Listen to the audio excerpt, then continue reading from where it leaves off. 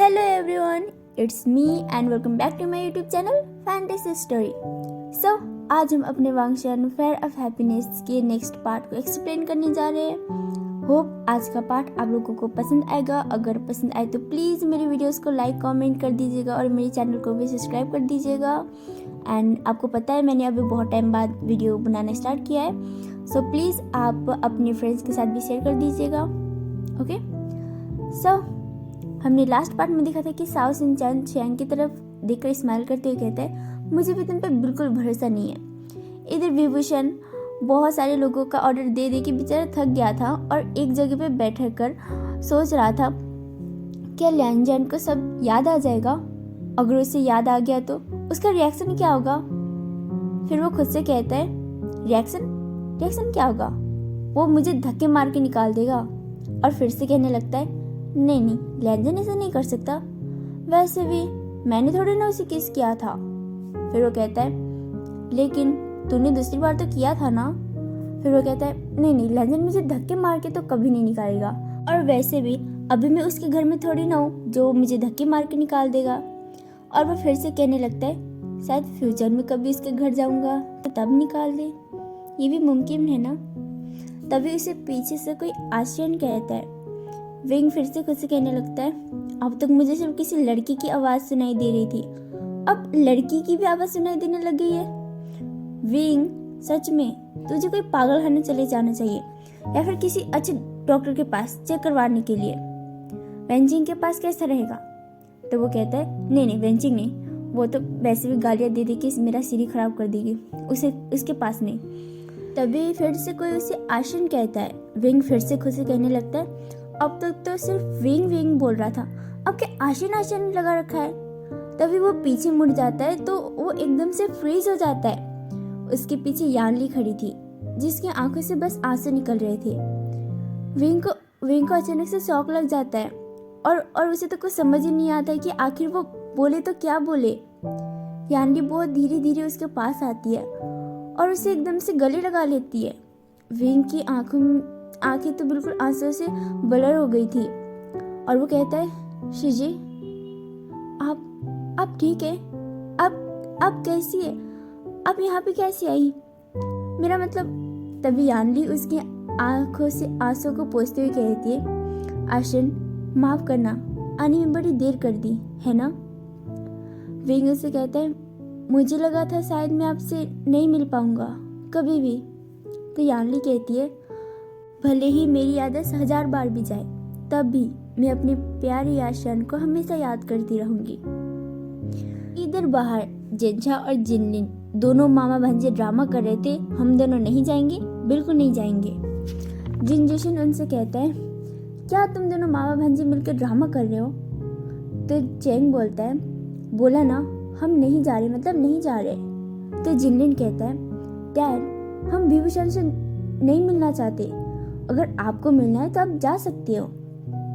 तो जिनजुशन जेंछा से कहता है जेंछा तुम यानली की जिद पर अमेरिका से यहाँ तक आए, अब तुम्हें बस रेस्टोरेंट के अंदर जाने में क्या प्रॉब्लम है। तो जेंछा उसे कहता है नहीं मैंने कहा था ना मैं उसकी शक्ल भी नहीं देखना चाहता और मैं उससे मिलने जाऊं, तुम मुझसे ये उम्मीद कैसे कर सकती हो। तो जिनजुशन कहता है जेंछा कम से कम एक बार जो हुआ उसमें विभूषण की गलती नहीं थी, तुम जानती हो ना। अच्छा ठीक है बस एक बार चलो, कम से कम यानली के लिए तो चलो। जेंछा अपनी आंखें जिनजिशन की तरफ करता है, उसकी आंखों में कुछ अलग था, वो कुछ बोलना चाहता था पर उसके मुंह से एक शब्द नहीं निकल पाते। शायद जेंछा कभी विभूषण से इतना नफरत भी नहीं करता था जितना वो बस ऐसा दिखाता था, पर वो ये भी नहीं दिखाना चाहता था कि जो उसने विभूषण के साथ किया उसमें उसको इस बात का कोई पछतावा है। जिनजुशन फिर से उसे कहता है जिनलिन तो बच्चा है, कम से कम तुम तो बच्चों वाली हरकतें मत करो। तो जिनलिन कहता है एक मिनट डैड, आपने बच्चा किसको बोला, आपको पता है ना मैं 14 साल का हूँ। और तभी जेंछा अचानक से कहता है जिनलिन चलो अंदर। और जिनलिन मुंह फुलाकर कहता है मामा जी आप भी। मामा जी अगर आपको जाना है तो चले जाइए, पर मैं नहीं जा रहा। तो जिनसे कहता है जिनलिन बोला ना चलो। तो जिनलिन कहता है कि मुझे नहीं जाना मतलब नहीं जाना। तो जिनसे कहता है जिनलिन तुम्हें जिनजिशन ने कुछ सिखाया नहीं। बड़ों को उल्टा जवाब नहीं देते।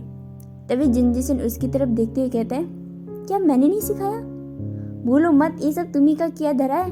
बचपन में जब मैं बोलता था जिनलिन किसी से लड़ाई नहीं करनी चाहिए, तब तुमने क्या कहा था?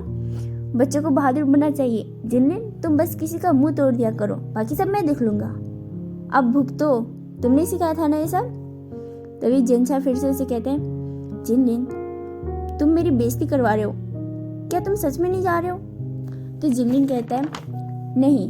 वो बस एक ही शब्द में उत्तर दे देता है। तो जिनसे कहता है सच में नहीं आ रहे? जिनलिन कहता है नहीं आ रहा, मैंने बोला ना। तो जिनसा कहता है कोई बात नहीं, फिर तुम्हारी पॉकेट मनी बंद। जिनलिन कहता है क्या? तो जिनसा कहता है हाँ। जिनलिन जिनजिशन की तरह अपनी पॉपीज आई से देखता है और कहता है डैड। पर जिनजिशन कहता है सही तो बोल रहा है, वैसे भी तुम सारे पैसे खर्च कर देते हो, वैसे भी तुम्हें इतने पैसे देकर करेंगे क्या? तो जिनलिन कहता है मंथ में बस 10,000 ही तो मिलते हैं मुझे, इतने में से क्या होता है? तो जिनसा कहता है 10,000 क्या कम होते हैं? इतने में मेरा घर बिक जाएगा। इतना बोलकर वो जिनजिशन और जनशन अंदर चले जाते हैं। बाहर जिनलिन मुंह बनाकर कहता है मामा जी आपको क्या लगता है मैं आपकी ऐसी छोटी मोटी धमकियों से डर जाऊंगा? भूलिए मत मैं भांजा भी आप ही का हूँ। और फूंक मारकर अपने बालों को हवा में उड़ाता है और फिर से कहता है लेकिन मैं सच में डर गया। अगर पॉकेट मनी बंद हो गई तो मेरी जिंदगी का गुजारा कैसे होगा? जिंदगी छोड़ो, मेरा एक दिन का गुजारा कैसे होगा? ये तो ब्लैकमेल है। मुझे नहीं मिलना तो नहीं मिलना, बड़ी जबरदस्ती है। और बात मेरी पॉकेट मनी पे आ गई। अब तो लगता है मुझे घर से भी निकाल देंगे। अंदर विंग यानली से कह रहा था शिजी आपको पता भी नहीं है मैंने आपके हाथों से बना हुआ लोटस सूप को कितना मिस किया। तो यानली उससे कहती है पता है जब भी मैं लोटस सूप बनाती थी ऐसा लगता था किसी की कमी है, पर जिनशा और जिशन सब मुझसे कहते थे कि हम बस 2 भाई बहन हैं। और वो विंग के नोज को टच करते हुए कहती है पर वो सच नहीं था, हम 3 भाई बहन हैं। मैं अपने भाई को कैसे भूल सकती हूँ? और तुम्हें याद है ना बचपन में मैंने तुमसे क्या कहा था? विंग और यानली दोनों एक साथ कहते हैं चाहे जो भी हो तुम, मैं और चेंग हम तीनों हमेशा साथ रहेंगे और हमेशा एक दूसरे का साथ देंगे। जब वो दोनों एक साथ बोल रहे थे तब वहां पे कोई तीसरा इंसान भी था जो उनके साथ ये बोल रहा था। जैसे वो दोनों ए लाइन खत्म करते वो दोनों पीछे देखते हैं। जब वो पीछे मुड़कर देखते तो वहां पे जिनसा खड़ा था और जिनजिशन भी। जिनशा की आंखों में आंसू थे पर उसका फेस एक्सप्रेशन ऐसा था मानो कोई पत्थर हो। जिनशा को देखकर यानली स्माइल करती है और कहती है आचेंग तुम वहां पे क्यों खड़े हो, आओ। विंग उसे देखकर कहता है जिनशा तुम अब तक। तभी यानली उसकी तरफ स्माइल करती हुई कहती है आचेंग मैंने बोला था ना चेंग तुमसे मिलने जरूर आएगा। पर जिनशा उसकी तरफ देखकर कहता है सिजी आप गलत सोच रही है, पर तुम कभी भी ये गलत फहमी में मत रहना विभूषण कि मैं तुमसे मिलने आया हूँ। मैं यहाँ पर आया हूँ सिर्फ अपनी सिजी की वजह से। उसकी वॉइस थोड़ी सी क्रैक थी और विंग भी एक क्रैक वॉइस में कहता है तुम बिल्कुल भी नहीं बदले जिनशा, तुम अभी भी बदतमीज हो बिल्कुल पहले की तरह। क्योंकि मैं इतना बोलकर जिनशा रुक जाता है क्योंकि वो जब भी विंग जिनशा से ये कहता था कि तुम बहुत बदतमीज हो तो जिनशा हमेशा कहा करता था क्योंकि मैं आखिरकार भाई किसका हूँ। पर इस बार वो ये सब कंप्लीट ही नहीं कर पाता। उसे देखकर ऐसा लग रहा था मानो वो अपनी आंखों को निकलने से रोक रहा हो। वो फिर से कहता है अपनी टूटी फूटी वॉइस में विंग से कहता है मैं तुमसे अभी भी नफरत करता हूँ पहले की तरह और शायद इससे भी ज्यादा। मैंने कभी तुम्हें अपना भाई नहीं माना था और तुम मुझे बचपन से बिल्कुल पसंद नहीं थे। सच बताओ तो मैं तुम्हें बचपन से पसंद नहीं करता विभूषण। तुम एक मुसीबत के घर हो और कुछ नहीं। उसके वॉइस से साफ साफ पता चल रहा था कि वो बस झूठ बोल रहा है, खुद को ये दिलासा दिलाने के लिए कि वेंग को वो पसंद नहीं करता। तब भी वेंग उसे गले लगा लेता है। जिनसा के लिए वो आंसू रोकना मुश्किल हो गए थे जो उसने इतने देर तक छिपा के रखे थे, और आखिरकार उसकी आंखों से वो आंसू गिरी जाती है। वेंग उससे कहता है, मुझे पता है, कुछ मत बोलो। इधर जिंगी और सुजी रास्ते में पत्थर मारते हुए आ रहे थे क्योंकि वो लेट हो गए थे और स्कूल का गेट बंद हो गया था और बेचारे को वापस आना पड़ रहा था। तभी सुजी कहता है, मैंने बोला था ना हम लेट हो जाएंगे, देखा स्कूल की गेट भी बंद हो गई। अगर हमारे पेरेंट्स को पता चल गया ना कि आज हम स्कूल नहीं गए थे तब तो बहुत कुटाई होगी। जिंगी कहते हैं, हांगवंग जुन तो फिर भी अच्छे हैं, मेरा सोचा है मेरा क्या होगा, मेरे तो प्राण भी जा सकते हैं। तो सुजी कहता है, तुम कुछ भूल रहे हो। तो वो कहते हैं, क्या? तो सुजी कहता है, मेरे ग्रैंडपा वापस आ गए हैं। तो जिंगी कहता है, ओह हाँ, मतलब तुम भी मरोगे। अच्छा, वैसे भी मैं अकेला नहीं हूँ। तो फिर सुजी कहता है, इसमें सब तुम्हारी गलती है। तो जिंगी कहता है, अब मैंने क्या किया? तुम हर बात के लिए मुझे क्यों दोष देते हो यार? तभी सुजी कहता है, तुम मुझसे क्यों पूछ रहे हो? तो जिंगी कहता है, और किसी पूछो। तो सुजी कहता है, एक तो तुम्हारी वजह से मैंने वो हॉरर मूवी देखा। तो जिंगी कहता है, लेकिन तुमने बोला था कि आज हम मूवी देखेंगे। तो सुजी कहता है, ये नहीं बोला था ना कि हम हॉरर मूवी देखेंगे, हम कोई अच्छी मूवी भी देख सकते थे। और ऊपर से तुम्हारी मॉम, उनका भी आज ही पार्टी में जाना था, कोई और दिन नहीं मिला था। तो जिंगी कहता है, मॉम मुझसे थोड़ी नहीं पूछ के गई थी कि मैं आज पार्टी में जा रही हूँ। तो सुजी कहते हैं, आज हमारा स्कूल छूट गया, अब मेरा क्या होगा? मेरा तो असाइनमेंट भी कंप्लीट नहीं है और आज तो एक्स्ट्रा असाइनमेंट मिलने थे। तो जिंगी कहता है, हमें पक्का पनिशमेंट मिलने वाली है। तो सुजी कहता है, मुझे नहीं लेना। तो जिंगी कहता है, तो मैं कौन सा पनिशमेंट लेने के लिए मरे जा रहा हूँ, मुझे भी नहीं लेना। तो सुजी कहता है, अब हम क्या करेंगे? क्या हमें घर वापस चले जाना चाहिए? और हम कर भी क्या सकते हैं? तभी जिंगी कहता है, कुछ नहीं। तुम क्या मरना चाहती हो? तो सुजी कहता है, नहीं। तो कहता है, घर जाना रहने दो, बाद में चले जाना। जब वो दोनों आ रहे थे तो वो देखते कि सामने एक लड़का खड़ा था। वो कुछ बोले जा रहा था विंग के बारे में। वो बोल रहा था, विभूषण विभूषण विभूषण। एक तो मेरी मम्मी और मेरे पापा जो बचे थे मेरे मामा, उनको भी लगता है हिप्नोटाइज कर दिया है। मुझे समझ में नहीं आता, एक तो उनको मिल रहा है तो मिले, मुझसे क्या उम्मीद लगा रहे थे। एक तो मेरी पॉकेट मनी बंद कर दी। मुझे वो विभूषण बिल्कुल पसंद नहीं, मुझे नहीं मिला था। जब इतने साल मेरी मम्मी बीमार थी तब तो वो मिलने नहीं आया। ऐसे घटिया इंसान से मेरे मामा मिलने कैसे जा सकते हैं? वो बीइंग के बारे में इतना भला बुरा बोल रहा था तो सुजी साफ साफ सुन लेता है। सुजी जिंगी से कहता है, जिंगी तुम्हें कुछ सुनाई दे रहा है क्या? तो जिंगी कहता है, हाँ, मम्मी के ताने और गालियाँ सुनाई दे रहे हैं। तो सुजी कहता है, अरे यार वो नहीं, वो तो वैसे भी तुम रोज सुनती हो।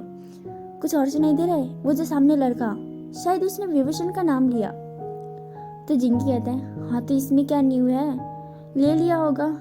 तो सुजी कहता है, हाँ ये न्यू नहीं होता अगर उसने उनको गालियाँ नहीं दी होती। तो जिंगी कहता है कि पहले ढंग से सुन लो, गालियाँ ही दे रहा है या फिर तुम्हारे कान बज रहे हैं? तो सुजी बोल रहा है, कान मेरे नहीं तुम्हारे बज रहे। अरे सच में, मैं सच बोल रहा हूँ, मैं अपने फ्यूचर डैड के नेम सुनने में कोई मिस्टेक कर ही नहीं सकता। तभी जिंगी कहता है, हैं ऐसी बात है, सच में उसने गालियाँ दी? तो सुजी कहता है, और नहीं तो क्या, मैंने सच में अपनी आंखों से सुना। तो वो कहता है, आंखों से देखते हैं। तो सुजी कहते हैं, काम तो एक ही होता है ना, चाहे आंखों से करो चाहे वो कान से करो। तभी जिंगी कहता है, तब तो उसका मजा चखाना पड़ेगा, वो वे मास्टर के बारे में ऐसे कैसे बोल सकता है? तो सुजी कहते हैं, हाँ सही बोला, और अपने शर्ट्स के बाजू को ना ऊपर ऊपर करने लगता है। तभी जिंगी उसे देखते ही कहता है, ये क्या कर रहे हो?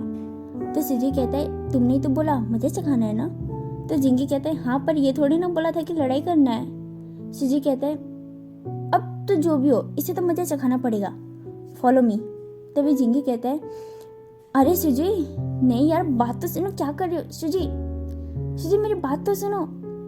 लेकिन सुजी जिंगी की कोई भी बिना बात सुने सीधा जिनलिन के पास जाता है और कहता है, ओए सुन बे, जिनलिन अपनी लेफ्ट और राइट साइड देखता है और उसे इग्नोर कर देता है। उसे लगता है वो किसी और को बुला रहा है। तभी जिंगी सूजी का हाथ पकड़ते हुए कहते हैं, अरे सूजी बस करो यार, लड़ाई करना जरूरी है क्या? देखो लड़ाई नहीं करनी चाहिए। तभी सूजी कहता है, लेकिन उसने मेरे फ्यूचर डैड के बारे में इतना बुरा बोला। मैं उसे ऐसे जाने कैसे दूँ? जिंगी, क्या मेरे दोस्त नहीं हो तुम ऐसा कैसे बोल सकती हो? तुम्हें तो मेरी हेल्प करनी चाहिए। पता है बचपन से हम साथ में खेले थे। बचपन में जब तुम्हें चोट लगी थी ना, तो तुम्हारी मम्मी के हाथों से मार मैं भी खाता था। और आज जब मुझे तुम्हारी जरूरत है तो तुम मेरी हेल्प नहीं कर रहे। तुम इसे कैसे कर सकती हो? बेचारा जिंगी सूजी की ऐसे इमोशनल डायलॉग सुनकर इमोशनल हो जाता है और कहता है, मैं तुम्हारा दोस्त हूँ ना, मैं तुम्हारा साथ जरूर दूंगा, चाहे हड्डियाँ तोड़ना हो या तुड़वाना हो। वो दोनों सीधा जिनलिन के पास जाते हैं और जिंगी उसे कहता है, ओए बच्चे, तुम्हें सुनाई नहीं देता क्या? जिनलिन पहले तो गुस्से में था, उसकी तरफ आंखें घुमाता है और कहता है, बच्चा किसको बोला? तभी सूजी कहता है, रियल प्रॉब्लम ये नहीं है कि तुम्हें बच्चा किसने बोला, प्रॉब्लम ये है कि वे मास्टर के बारे में तुम इतना भला बुरा कैसे बोल सकते हो? जिनलिन उसे कंफ्यूज होते ही कहता है, Who the hell guys are you? मेरी मर्जी, मैं जिससे अच्छा बोलूं या बुरा, कौन अच्छा है कौन बुरा है, मुझे क्या बोलना चाहिए क्या नहीं बोलना चाहिए, ये बताने वाले तुम कौन होते हो? तभी जिंगी कहता है, मेरा नाम जिंगी है और तुम किसी के बारे में भी बुरा नहीं बोल सकते, ये मैं बता रहा हूँ। सूजी उसकी तरफ देखते हुए कहता है, सही बोला, और मेरा नाम सूजी है। तुम किसी के बारे में बुरा नहीं बोल सकते, खास करके वेब मास्टर के बारे में तो बिल्कुल नहीं। तभी जिनलिन कहता है, अरे मैं जो भी बोलूं तुम्हें क्या तकलीफ है? तभी सूजी कहता है, बोला ना तुम उनके बारे में ऐसा नहीं बोल सकते। तो जिनलिन अपने मन में कहता है, बड़ी जबरदस्ती है यार, नहीं मतलब हर किसी को मेरे से प्रॉब्लम क्यों है? और वो सूजी की तरफ देखते ही कहता है, देखो मैं जिसके बारे में भरा बुरा बोल रहा हूँ ना, वो कोई और नहीं, मेरे ही मामा जी। मैं उन्हें गालियाँ दे रहा हूँ या उनके बारे में अच्छी बातों का गुलदस्ता सजा रहा हूँ, तुम्हें कोई तकलीफ नहीं है ना, क्योंकि वो मेरे मामा जी है। अब तुम्हें उनके बारे में कुछ भी बोल सकता हूँ ना? तभी जिंगी कहता है, नहीं फिर तो कोई तकलीफ नहीं है। तो सूजी उसकी तरफ देखते हुए कहते हैं, जिंगी तुम क्या बोल रहे हो?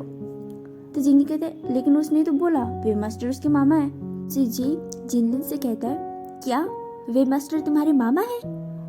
तो जिनलिन कहता है, हाँ तुम्हें कोई दिक्कत है क्या? तो सूजी कहता है, पर मैंने तो आज तक वेब मास्टर को तुम्हारे साथ कभी नहीं देखा, वो तो वेंचिंग और वेनिंग के साथ रहते हैं ना। तभी जिनलिन कहता है, ये मेरी प्रॉब्लम नहीं है कि तुम्हें नहीं पता कि मैं उनका भांजा हूँ। अब मैं सबके घर में इश्तिहार देता तो नहीं घूम सकता ना कि मैं उसका भांजा हूँ, मुझे उसके बारे में ये वो बोलना है, क्या मैं बोल सकता हूँ और मैं तुम्हारी परमिशन लेके बोलूँगा? तभी सूजी कहते हैं, नहीं तुम फिर भी नहीं बोल सकते। तो जिनलिन कहते हैं, अरे यार कहना क्या चाहते हो तुम? तो सूजी कहते हैं, यही कि तुम उन्हें गालियाँ नहीं दे सकते।